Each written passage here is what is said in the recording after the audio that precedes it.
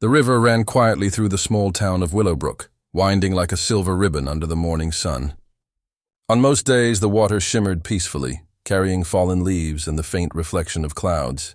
But to Eli, a 12-year-old boy with messy hair and torn shoes, the river meant something else entirely. It was his escape. Every morning before school, Eli would sit on the wooden bridge, dangling his bare feet over the water. He liked the sound of the current, the way it whispered as if it had secrets only he could hear. School wasn't his favorite place. The other boys laughed at his worn clothes, and his teacher scolded him for daydreaming. But the bridge? The bridge listened. It didn't judge. That was where he met old Ben. Ben was a quiet man with a gray beard, wrinkled hands, and a hat that had seen too many summers. Nobody in town really knew much about him. Some said he had once been a sailor. Others claimed he'd fought in a war long ago. He lived in a small shack near the river, alone with only his dog, Rusty. For company, most people ignored him, except Eli. One cold morning, as the boy sat shivering on the bridge, a rough but kind voice spoke behind him. "Careful there, lad. Fall in, and that river'll carry you halfway to the sea." Eli turned to see the old man smiling, leaning on his walking stick. "I won't fall," Eli said quickly. Though his legs were trembling from the chill, Ben chuckled. "That's what I used to say when I was your age." The boy grinned. "Were you my age once?" "Oh, a long time ago. Back when fish still jumped high enough to splash your face if you weren't careful." He pointed at the water. "You like the river?" Eli nodded. "It's quiet." "Nobody yells here." Ben's eyes softened. He could see the sadness hidden behind the boy's brave smile. "Tell you what," the old man said. "You come here after school and I'll teach you how to fish. You'll learn to listen to the water." "She talks, you know." Eli's eyes widened. "The river talks?" Ben winked.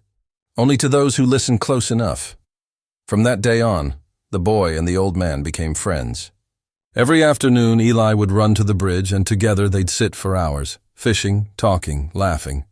Ben told stories about faraway places, about ships that sailed through storms and skies that stretched forever. Eli listened with wonder, his imagination painting pictures brighter than any book. He learned to tie knots, to mend a fishing line, and even to whistle like the river birds. Sometimes Ben would give him an old sandwich or a piece of chocolate wrapped in paper. "Fuel for dreamers," he'd say with a wink. For the first time in a long while, Eli felt seen, not for his ragged clothes or quiet voice, but for who he was. One evening as the sun dipped low, Ben grew quiet. His usual smile faded as he stared at the golden light over the water. "Everything changes, lad," he murmured. "One day this river will be different. Maybe the bridge too. But kindness, that's the only thing that lasts." "You remember that?" Eli frowned. "Why are you talking like that?" Ben smiled sadly. "Just old bones thinking aloud." Winter came. The river froze along its edges and the bridge grew slippery with frost. Eli still visited, wrapping himself in an old coat. Ben was always there, waiting with Rusty wagging his tail. But one day when Eli arrived, the shack was empty. No fire in the chimney, no footprints in the snow. He waited for hours. Nothing. Days passed. Still no Ben. Worried, Eli asked around the village. Most people shrugged. "Old Ben? Probably gone off somewhere." "He was a drifter," said the shopkeeper. "He's just an old fool," muttered another.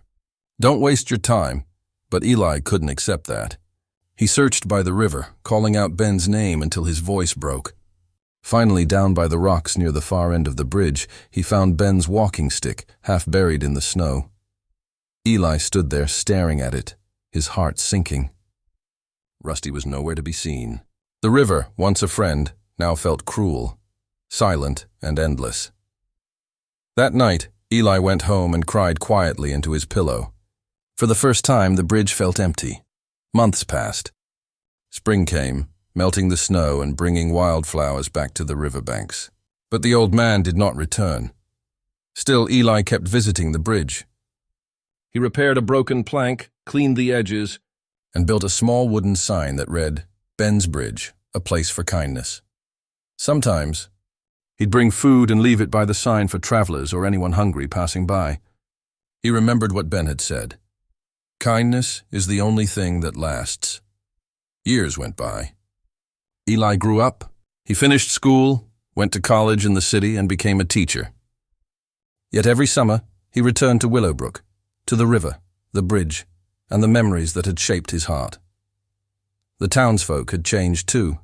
Some still whispered about the strange boy who once talked to an old hermit, but most had forgotten Ben entirely. All except Eli. He'd sit by the bridge in the evenings, thinking of the man who had once believed in him when no one else had. Then, one summer, something unexpected happened. Eli, now 25, wearing a teacher's jacket and carrying a satchel full of books, found a small dog sitting near the bridge.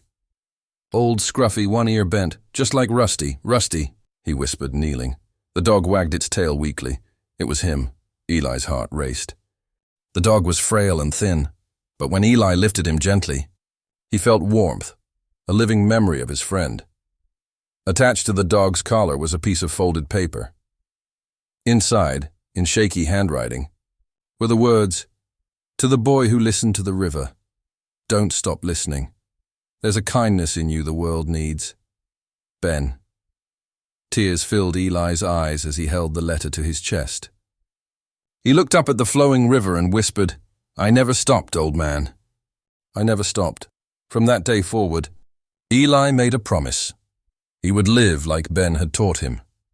He repaired the old shack by the river, turned it into a small reading hut for children, and placed benches along the bridge. Every week, he brought kids from the town, poor, quiet, forgotten children, and told them stories. Just like Ben had told him, he taught them to fish, to listen to the sound of the water, to see beauty where others saw nothing. And whenever a child was sad, Eli would say softly, "Don't worry. The river talks to those who listen." One summer evening, a young boy named Sam came to the bridge. His father had left home, and he had stopped speaking in class. Eli noticed him sitting alone, throwing pebbles into the water. He walked over. "You like the river?" Sam didn't answer. Eli smiled gently. "It's okay. I didn't talk much either when I was your age." The boy looked up, curious. "You didn't?" "No," Eli said. "But an old man taught me that the river listens. You just have to tell it what's hurting you." Sam stared at the flowing water. Then quietly, he began to speak about his father, his anger, his sadness. Eli listened, nodding, just like Ben once had.